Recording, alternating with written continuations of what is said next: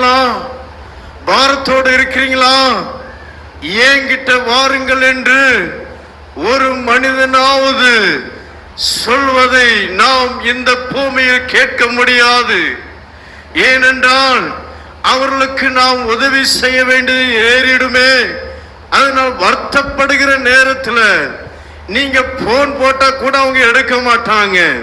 நீங்க கஷ்டப்படுகிற நேரத்தில், பிரச்சனையின் நேரத்தில், தேவைகள் நேரத்தில், பலவிதமான நெருக்கடி நேரத்தில் ஏதோ ஒரு மனுஷனை நம்பி நீங்கள் அவர்களுடைய ஆதரவை தேடுவீர்களானால் நிச்சயமாகவே உங்களுக்கு அங்கிருந்து நீங்கள் எதிர்பார்க்கிற மாதிரி உங்களுக்கு ஆதரவு கிடைக்கவே கிடைக்காதுங்க.